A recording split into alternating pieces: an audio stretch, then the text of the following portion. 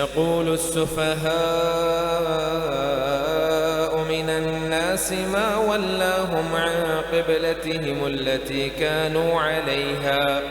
قل لله المشرق والمغرب يهدي من يشاء إلى صراط مستقيم وكذلك جعلناكم أمة وسطا لتكونوا شهداء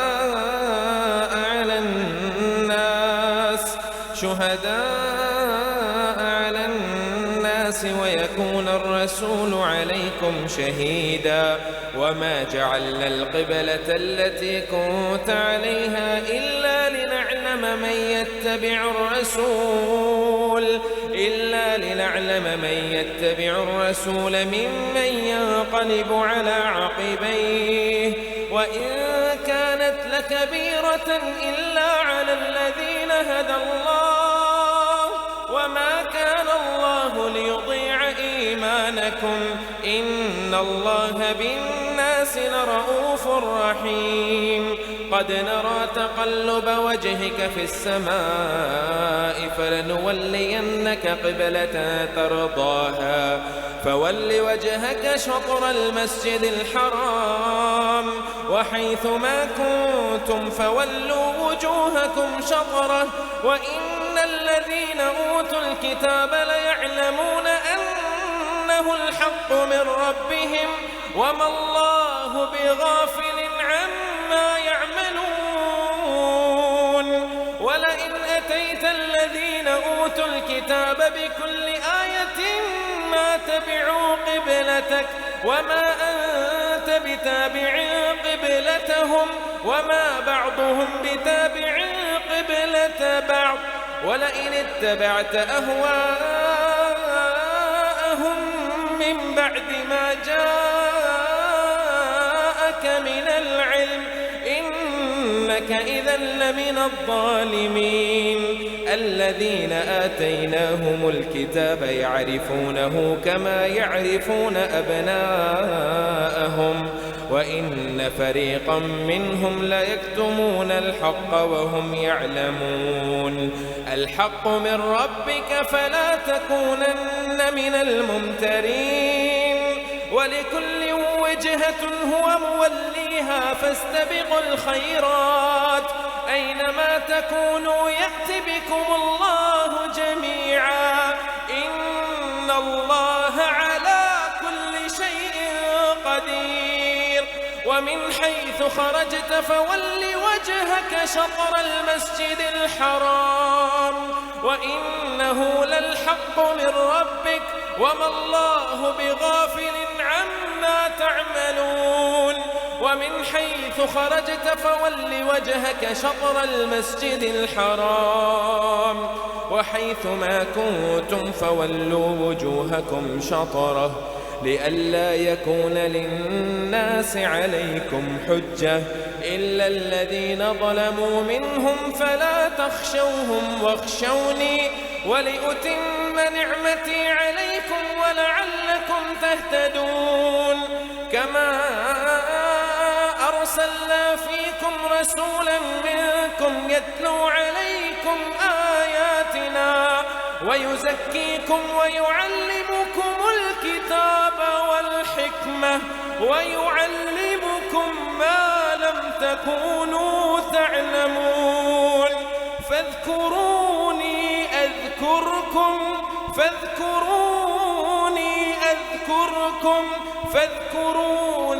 أذكركم واشكروا لي ولا تكفرون يا أيها الذين آمنوا استعينوا بالصبر والصلاة إن الله مع الصابرين ولا تقولوا لمن يقتل في سبيل الله أموات بل أحياء ولكن لا تشعرون ولنبلونكم بشيء من الخوف والجوع ونقص من الأموال والأنفس والثمرات وبشر الصابرين الذين إذا أصابتهم مصيبة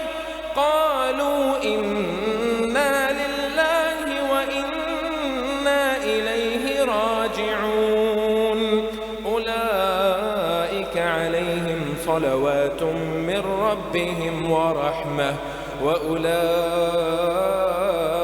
هم المهتدون إن الصفا والمروة من شعائر الله فمن حج البيت أو اعتمر فلا جناح عليه أن يطوف بهما ومن تطوع خيرا فإن الله شاكر عليم إن الذين يكتمون ما أنزلنا من البينات والهدى من بعد ما بيناه للناس في الكتاب أولئك يلعنهم الله ويلعنهم اللاعنون إلا الذين تابوا وأصلحوا وبينوا فأولئك أتوب عليهم وأنا التواب الرحيم إن الذين كفروا وماتوا وهم كفار أولئك عليهم لعنة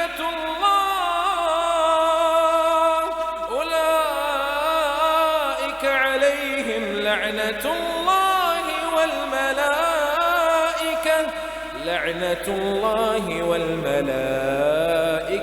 والناس أجمعين خالدين فيها لا يخفف عنهم العذاب ولا هم ينظرون وإلهكم إله واحد وإلهكم إله واحد لا إله إلا هو وإلهكم إله واحد لا إله إلا هو لا إله إلا هو الرحمن الرحيم إن في خلق السماوات والأرض واختلاف الليل والنهار والفلك التي تجري في البحر بما ينفع الناس وما أنزل الله من السماء من ماء فأحيا به الأرض بعد موتها وبث فيها من كل دابة وتصريف الرياح والسحاب المسخر بين السماء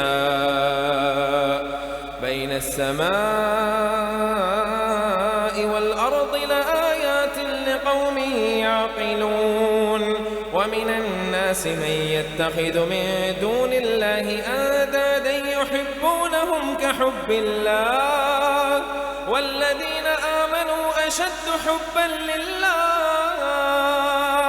ولو يرى الذين ظلموا إذ يرون العذاب أن القوة لله جميعا وأن الله شديد العذاب إذ تبرأ الذين اتبعوا من الذين اتبعوا ورأوا العذاب وتقطعت بهم الأسباب وقال الذين اتبعوا لو أن لنا كرة فنتبرأ منهم كما تبرأوا منا كذلك يريهم الله أعمالهم حسرات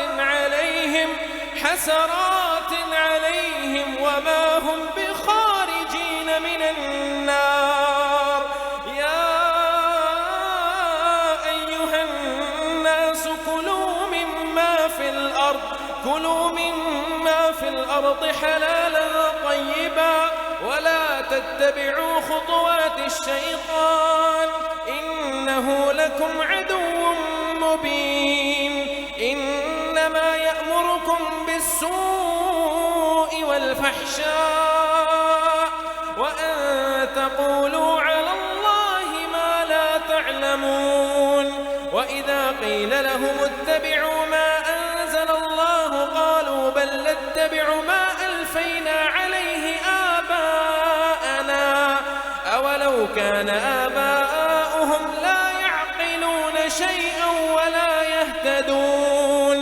ومثل الذين كفروا كمثل الذي ينعق بما لا يسمع إلا دعاء ونداء صم بكم عمي فهم لا يعقلون. يا أيها الذين آمنوا كلوا من طيبات ما رزقناكم واشكروا لله إن كنتم إياه تعبدون. إنما حرم عليكم الميتة والدم ولحم الخنزير وما أهل به لغير الله فمن اضطر غير باغ ولا عاد فلا إثم عليه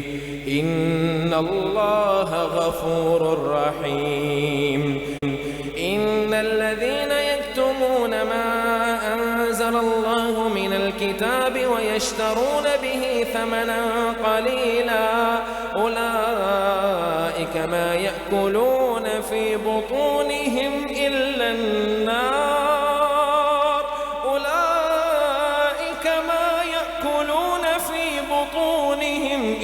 النار ولا يكلمهم الله يوم القيامة ولا يكلمهم الله يوم القيامة ولا يزكيهم ولهم عذاب أليم. أولئك الذين اشتروا الضلالة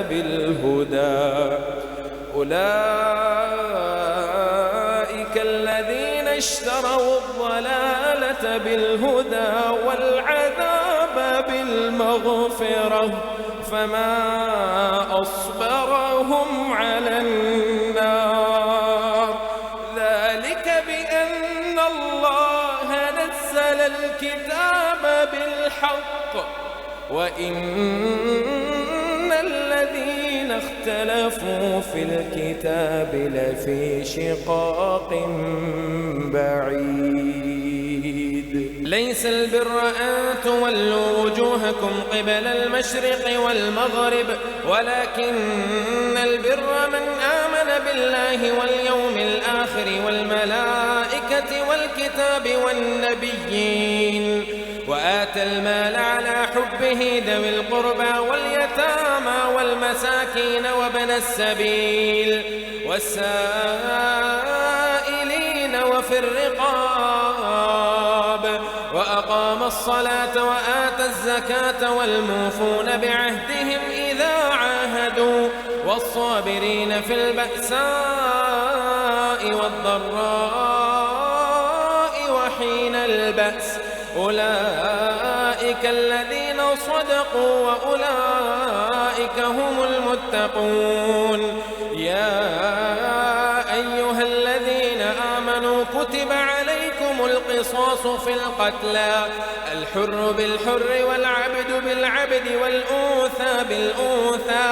فمن عفي له من أخيه شيء فاتباع بالمعروف وأداء إليه بإحسان ذلك تخفيف من ربكم ورحمة فمن اعتدى بعد ذلك فله عذاب أليم. ولكم في القصاص حياة يا أولي الألباب لعلكم تتقون. كتب عليكم إذا حضر أحدكم الموت إن ترك خيرا الوصية للوالدين والأقربين بالمعروف حقا على المتقين فمن بدله بعدما سمعه فإنما إثمه على الذين يبدلونه إن الله سميع عليم فمن خاف من موص جنفا أو إثما فأصلح بينهم فلا إثم عليه إن الله غفور رحيم يا أيها الذين آمنوا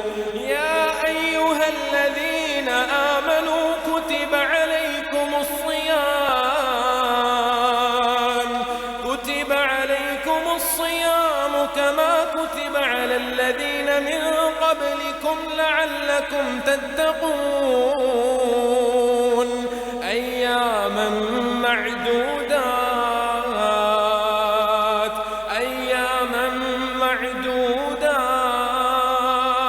فمن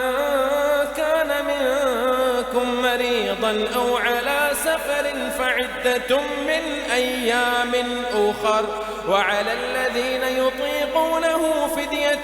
طعام مسكين فمن تطوع خيرا فهو خير له وأن تصوموا خير لكم إن كنتم تعلمون شهر رمضان الذي أنزل فيه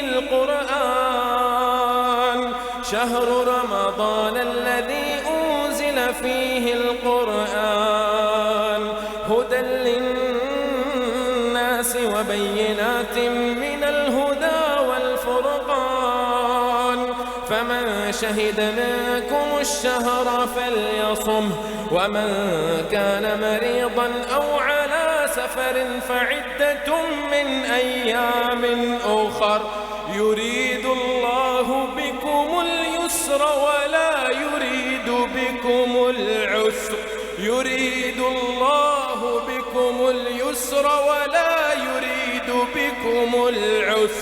ولتكملوا العدة ولتكبروا الله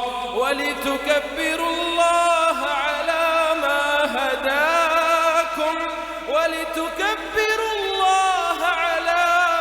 هداكم ولعلكم تشكرون وإذا سألك عبادي عني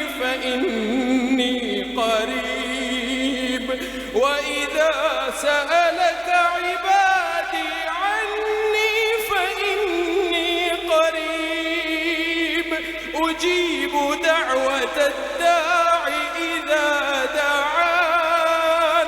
وإذا سألك عبادي عني فإني قريب أجيب دعوة الداع إذا دعان فليستجيبوا لي وليؤمنوا بي لعلهم يرشدون أحل لكم ليلة الصيام الرفث إلى نسائكم هن لباس لكم وأنتم لباس لهن علم الله أنكم كنتم تختانون أنفسكم فتاب عليكم وعفى عنكم فالآن باشروهن وابتغوا ما كتب الله لكم وكلوا واشربوا حتى يتبين لكم الخيط الأبيض من الخيط الأسود من الفجر ثم أتموا الصيام إلى الليل ولا تباشروهن وأنتم عاكفون في المساجد تلك حدود الله فلا تقربوها كذلك يبين الله آياته للناس لعلهم يتقون ولا تأكلوا أموالكم بينكم بالباطل وتدلوا بها إلى الحكام لتأكلوا فريقا من أموال الناس بالإثم وأنتم تعلمون يسألونك عن الأهلة قل هي مواقيت للناس الناس والحج، وليس البر بأن تأتوا البيوت من ظهورها ولكن البر من اتقى، وأتوا البيوت من أبوابها واتقوا الله لعلكم تفلحون. وقاتلوا في سبيل الله الذين يقاتلونكم ولا تعتدوا إن الله لا يحب المعتدين. واقتلوهم حيث ثقفتموهم وأخرجوهم من حيث أخرجوكم، والفتنة أشد من القتل، ولا تقاتلوهم عند المسجد الحرام حتى يقاتلوكم فيه، فإن قاتلوكم فاقتلوهم، كذلك جزاء الكافرين. فإن انتهوا فإن الله غفور رحيم. وقاتلوهم حتى لا تكون فتنة ويكون الدين لله، فإن انتهوا فلا عدوان إلا على الظالمين. الشهر الحرام بالشهر الحرام والحرمات قصاص، فمن اعتدى عليكم فاعتدوا عليه بمثل ما اعتدى عليكم، واتقوا الله واعلموا أن الله مع المتقين. وأنفقوا في سبيل الله ولا تلقوا بأيديكم إلى التهلكة وأحسنوا إن الله يحب المحسنين. وأتموا الحج والعمرة لله،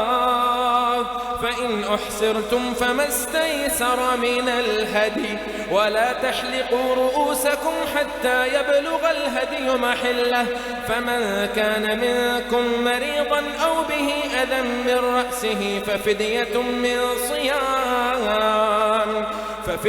من صيام أو صدقة أو نسك، فإذا أمنتم فمن تمتع بالعمرة إلى الحج فما استيسر من الهدي، فمن لم يجد فصيام ثلاثة أيام في الحج وسبعة إذا رجعتم، تلك 10 كاملة، ذلك لمن لم يكن أهله حاضر المسجد الحرام. واتقوا الله واعلموا أن الله شديد العقاب. الحج أشهر معلومات، فمن فرض فيهن الحج فلا رفث ولا فسوق ولا جدال في الحج، وما تفعلوا من خير يعلمه الله، وتزودوا فإن خير الزاد التقوى، واتقون يا أولي الألباب. ليس عليكم جناح أن تبتغوا فضلا من ربكم، فإذا أفضتم من عرفات فاذكروا الله عند المشعر الحرام، واذكروه كما هداكم وإن كنتم من قبله لمن الضالين. ثم أفيضوا من حيث أفاض الناس واستغفروا الله إن الله غفور رحيم. فإذا قضيتم مناسككم فاذكروا الله كذكركم آباءكم أو أشد ذكرا. فمن الناس من يقول ربنا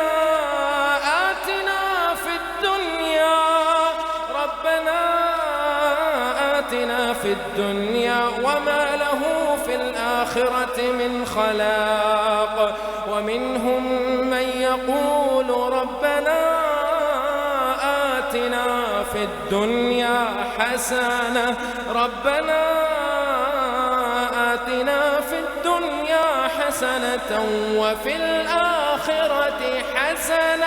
وفي الآخرة حسنة وقنا عذاب النار. أولئك لهم حسبوا والله سريع الحساب. واذكروا الله في أيام معدودات فمن تعجل في يومين فلا إثم عليه ومن تأخر فلا إثم عليه لمن اتقى. واتقوا الله واعلموا أنكم إليه تحشرون. ومن الناس من يعجبك قوله في الحياة الدنيا ويشهد الله على ما في قلبه وهو ألد الخصام. وإذا تولى سعى في الأرض ليفسد فيها ويهلك الحرث والنسل والله لا يحب الفساد. وإذا قيل له اتق الله أخذته العزة بالإثم فحسبه جهنم ولبئس المهاد. ومن الناس من يشري نفسه ابتغاء مرضات الله والله رؤوف بالعباد. يا أيها الذين آمنوا ادخلوا في السلم كافة ولا تتبعوا خطوات الشيطان إنه لكم عدو مبين. فإن زللتم من بعد ما جاءتكم البينات فاعلموا أن الله عزيز حكيم. هل ينظرون إلا أن يأتيهم الله في ظلل من الغمام والملائكة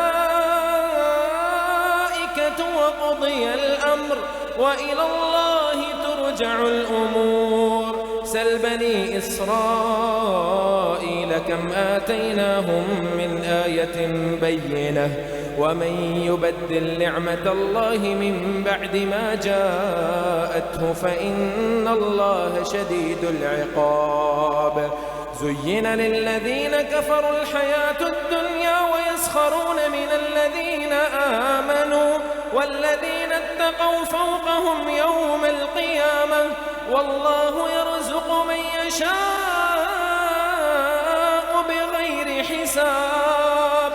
كان الناس أمة واحدة فبعث الله النبيين مبشرين ومنذرين وأنزل معهم الكتاب بالحق ليحكم بين الناس فيما اختلفوا فيه وما اختلف فيه إلا الذين أوتوه من بعد ما جاءتهم البينات بغيا بينهم فهدى الله الذين آمنوا لما اختلفوا فيه من الحق بإذنه والله يهدي من يشاء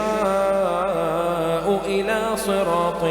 مستقيم. أم حسبتم أن تدخلوا الجنة ولما يأتكم مثل الذين خلوا من قبلكم مستهم البأساء والضراء وزلزلوا حتى يقول الرسول والذين آمنوا معه متى نصر الله ألا إن نصر الله قريب. يسألونك ماذا ينفقون قل ما أنفقتم من خير فللوالدين والأقربين واليتامى والمساكين وابن السبيل وما تفعلوا من خير فإن الله به عليم. كتب عليكم القتال وهو كره لكم وعسى أن تكرهوا شيئا وهو خير لكم وعسى أن تحبوا شيئا وهو شر لكم والله يعلم وأنتم لا تعلمون. يسألونك عن الشهر الحرام قتال فيه قل قتال فيه كبير وصد عن سبيل الله وكفر به والمسجد الحرام وإخراج أهله منه أكبر عند الله، والفتنة أكبر من القتل. ولا يزالون يقاتلونكم حتى يردوكم عن دينكم إن استطاعوا، ومن يرتدد منكم عن دينه فيمت وهو كافر فأولئك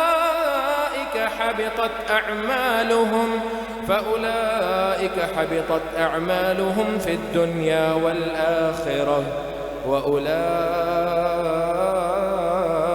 أصحاب النار هم فيها خالدون. إن الذين آمنوا والذين هاجروا وجاهدوا في سبيل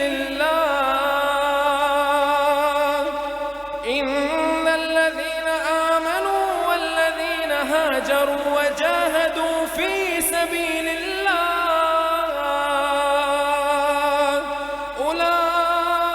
أولئك يرجون رحمة الله، والله غفور رحيم. يسألونك عن الخمر والميسر قل فيهما إثم كبير ومنافع للناس وإثمهما أكبر من نفعهما، ويسألونك ماذا ينفقون قل العفو كذلك يبين الله لكم الآيات لعلكم تتفكرون في الدنيا والآخرة. ويسألونك عن اليتامى قل إصلاح لهم خير، وإن تخالطوهم فإخوانكم، والله يعلم المفسد من المصلح، ولو شاء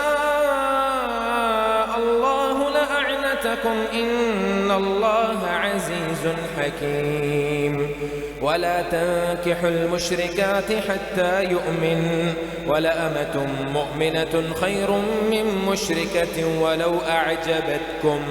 ولا تنكحوا المشركين حتى يؤمنوا، ولعبد مؤمن خير من مشرك ولو أعجبكم. أولئك يدعون إلى النار، والله يدعو إلى الجنة والمغفرة بإذنه، ويبين آياته للناس لعلهم يتذكرون. ويسألونك عن المحيض قل هو أذى فاعتزلوا النساء في المحيض ولا تقربوهن حتى يطهرن، فإذا تطهرن فأتوهن من حيث أمركم الله، إن الله يحب التوابين ويحب المتطهرين. نساؤكم حرث لكم فأتوا حرثكم أنى شئتم وقدموا لأنفسكم، واتقوا الله واعلموا أنكم ملاقوه وبشر المؤمنين. ولا تجعلوا الله عرضة لأيمانكم أن تبروا وتتقوا وتصلحوا بين الناس،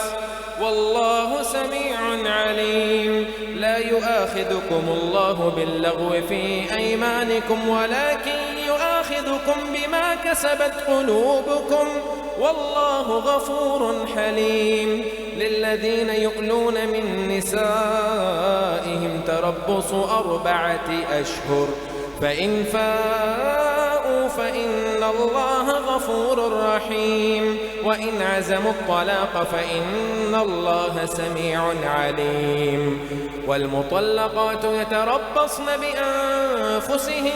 3 قروء، ولا يحل لهن أن يكتمن ما خلق الله في أرحامهن إن كن يؤمن بالله إن كن يؤمن بالله واليوم الآخر وبعولتهن أحق بردهن في ذلك إن أرادوا إصلاحا ولهن مثل الذي عليهن بالمعروف وللرجال عليهن درجة والله عزيز حكيم. الطلاق مرتان فإمساك بمعروف أو تصريح بإحسان ولا يحل لكم أن تأخذوا مما آتيتموهن شيئا إلا أن يخافا ألا يقيما حدود الله فإن خفتم ألا يقيما حدود الله فلا جناح عليهما فيما افتدت به تلك حدود الله فلا تعتدوها ومن يتعد حدود الله فأولئك هم الظالمون. فإن طلقها فلا تحل له من بعد حتى تنكح زوجا غيره فإن طلقها فلا جناح عليهما أن يتراجعا إن ظنا أن يقيما حدود الله وتلك حدود الله يبينها لقوم يعلمون. وإذا طلقتم النساء فبلغن أجلهن فأمسكوهن بمعروف أو سرحوهن بمعروف ولا تمسكوهن ضرارا لتعتدوا ومن يفعل ذلك فقد ظلم نفسه. ولا تتخذوا آيات الله هزوا واذكروا نعمة الله عليكم وما أنزل عليكم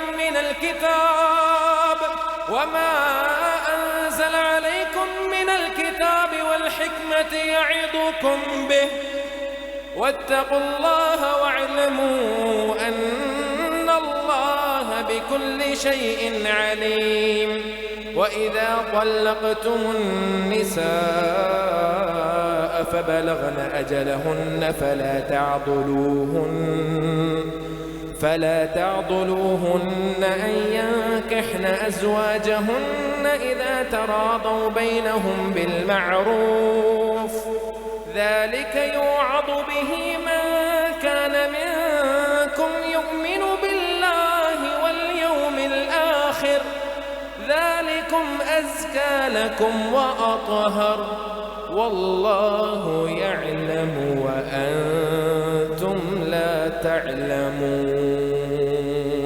والوالدات يرضعن أولادهن حولين كاملين لمن أراد أن يتم الرضاعة وعلى المولود له رزقهن وكسوتهن بالمعروف لا تكلف نفس إلا وسعها لا تضار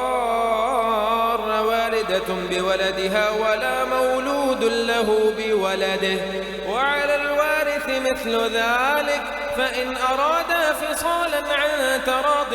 منهما وتشاور فلا جناح عليهما. وإن أردتم أن تسترضعوا أولادكم فلا جناح عليكم إذا سلمتم ما آتيتم بالمعروف واتقوا الله واعلموا أن الله بما تعملون بصير. والذين يتوفون منكم ويذرون أزواجا يتربصن بأنفسهن 4 أشهر وعشرا فإذا بلغن أجلهن فلا جناح عليكم فيما فعلن في أنفسهن بالمعروف والله بما تعملون خبير. ولا جناح عليكم فيما عرضتم به من خطبة النساء أو أكننتم في أنفسكم علم الله أنكم ستذكرونهن ولكن لا تواعدوهن سرا إلا أن تقولوا قولا معروفا ولا تعزموا عقدة النكاح حتى يبلغ الكتاب أجله واعلموا أن الله يعلم ما في أنفسكم فاحذروه واعلموا أن الله غفور حليم. لا جناح عليكم إن طلقتم النساء ما لم تمسوهن أو تفرضوا لهن فريضة ومتعوهن على الموسع قدره وعلى المقتر قدره متاعا بالمعروف حقا على المحسنين. وإن طلقتموهن من قبل أن تمسوهن وقد فرضتم لهن فريضة فنصف ما فرضتم إلا أن يعفون أو يعفو الذي بيده عقدة النكاح وأن تعفوا أقرب للتقوى ولا تنسوا الفضل بينكم إن الله بما تعملون بصير. حافظوا على الصلوات والصلاة الوسطى وقوموا لله قانتين. فإن خفتم فرجالا أو ركبانا فإذا أمنتم فاذكروا الله كما علمكم ما لم تكونوا تعلمون. والذين يتوفون منكم ويذرون أزواجا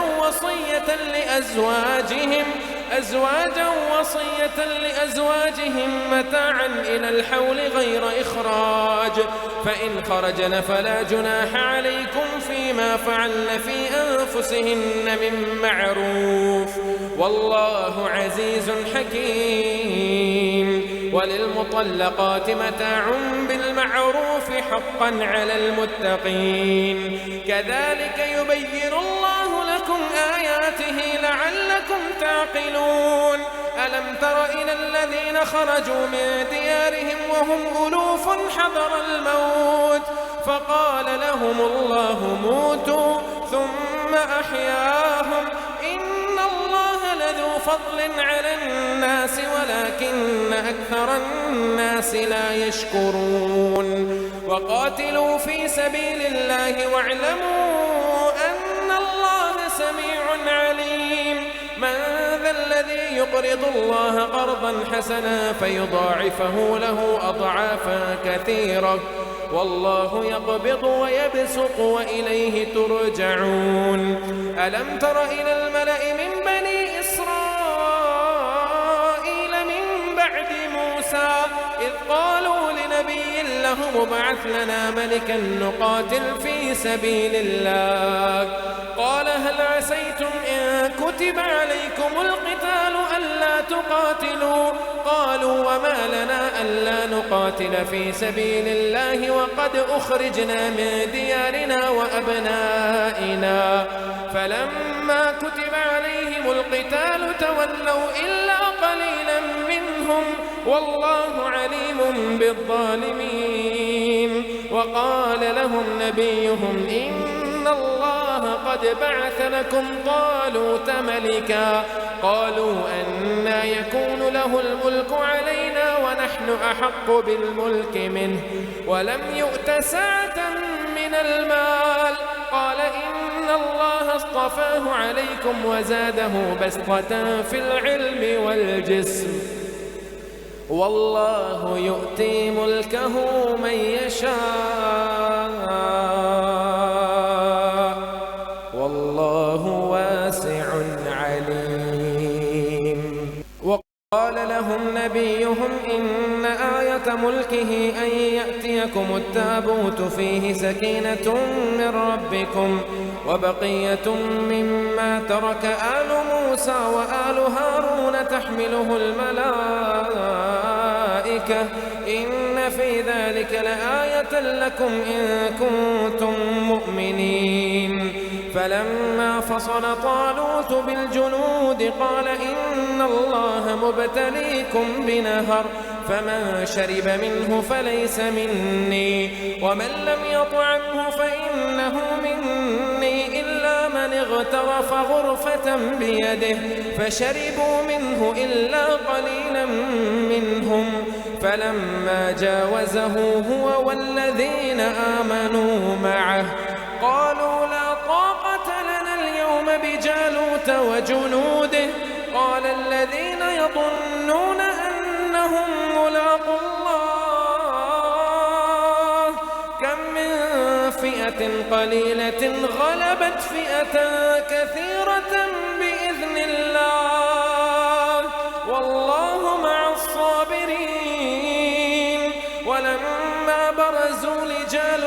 وجنوده قالوا ربنا